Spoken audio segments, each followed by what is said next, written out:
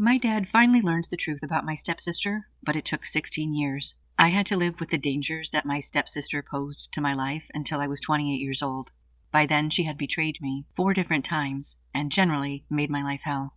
Each betrayal was worse than the last. She stole from me. She ruined my relationship with my first boyfriend. She sabotaged my career, and then she tried to turn my entire family against me.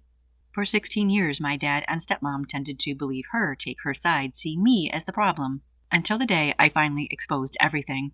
My dad married my stepmom Linda when I was 12. My mom had died of cancer 4 years before, and since then, it had just been him and me. We had our own little routine: Friday pizza nights, bad action movies, lazy Sunday grocery trips. Life wasn't perfect, but after the trauma and grief of losing my mom, it had begun to feel safe. I had begun to trust life again. And then Linda moved in, and she brought her daughter, Vanessa. Vanessa was a year older than me, and most adults loved her instantly.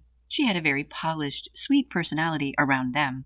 But when we were alone, she treated me like I was something unpleasant she was forced to tolerate. In those early years, I remember her looking at me constantly with this expression of disgust. Unless my dad or her mom were around, in which case she was picture perfect. The first betrayal happened when I was 13. For my birthday that year, I bought myself a silver necklace with a tiny sapphire, my mom's birthstone. It might not seem like a big deal, but I had saved money for almost a year to afford it. Babysitting, skipping snacks at school, pulling weeds for a neighbor for $10 here or there. It was the first thing I had ever truly bought for myself. I didn't want to tell anyone, but I wanted to have something to wear when I wanted to feel closer to my mom, when I needed her help or strength, like it could cosmically connect her to me.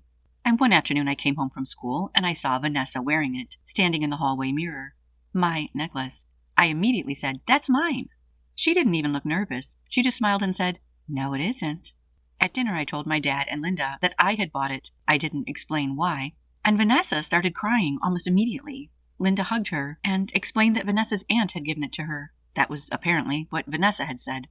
I told them there was a scratch on the clasp, and I told them where I bought it. But Vanessa kept crying, and suddenly the conversation became about how I was accusing her of stealing. That night I found the empty jewelry box that it had come in, and that I had kept it in, shoved under Vanessa's bed. When I confronted her, she just smirked, saying, "You should keep better track of your things." But I was only 13, and that was the first time I realized something about Vanessa. She didn't just do bad things on impulse or lie to avoid consequences. She enjoyed it. She enjoyed doing rotten things and getting away with it. It was crystal clear in her voice and her smirks. By the time I was 16, I had learned to keep my distance from Vanessa in every way I could, and I owned one of those fireproof lockboxes to keep my most important things in. But I couldn't stop her from interfering in my life. My first boyfriend was a guy named Aaron. He was sweet, funny, but a bit awkward. For 3 months, things were great, and then suddenly everything changed. He started acting distant and canceling plans, taking hours to respond to messages. And one afternoon he asked to talk in the school parking lot, and he broke up with me. I was completely confused until he showed me something on his phone. Screenshots of messages between my stepsister and an account with my name and my photo. And in this fake account, I appeared to be making fun of him, calling him clingy, saying I was embarrassed to be with him, complaining about how socially awkward he was. But I had never sent those messages, and I told him so. And then Vanessa walked out of the school. Aaron confronted her directly, asking if she knew who the messages were really from, who had sent them. Vanessa hesitated, just long enough, just the perfect amount of time for the act, and then said, "I'm so sorry, Aaron. I didn't want to get involved, but I thought you deserved the truth." And that was enough. Aaron believed her, and the relationship ended right there. Years later, Aaron actually messaged me. Vanessa had confessed to a distant friend of his while she was drunk that she had created the fake account. Reportedly, she found this hilarious and told the story as more of a brag. But the friend had told Aaron, and he texted me to apologize. Of course, by then it didn't matter anymore. The damage had been done long ago. The third time she really screwed up my life, I was 22, and this one cost me a huge opportunity. I had been working for months preparing for a communications job at a nonprofit that I loved. I made it to the final round of interviews. The night before my last interview, I left my portfolio on my desk next to an unopened energy drink. My outfit for the interview hung on the chair above my shoes. The map route open in a tab on my phone. I was prepared. That portfolio folder had everything in it: campaign ideas, writing samples, strategy notes, notes for the interview itself. It was basically my entire brain on paper, and the next morning, it was gone. I searched Vanessa's room for it, but never found it. I went to the interview anyway, but without my notes. I completely froze on some key questions.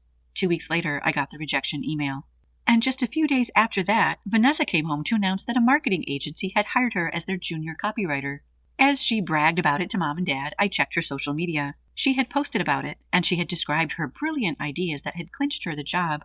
They were my ideas, from my writing samples. I confronted her immediately. "You stole my portfolio." She laughed. Linda immediately accused me of being jealous, and my dad told everyone to calm down. And I stopped trying to make them believe me. Instead, I started documenting everything.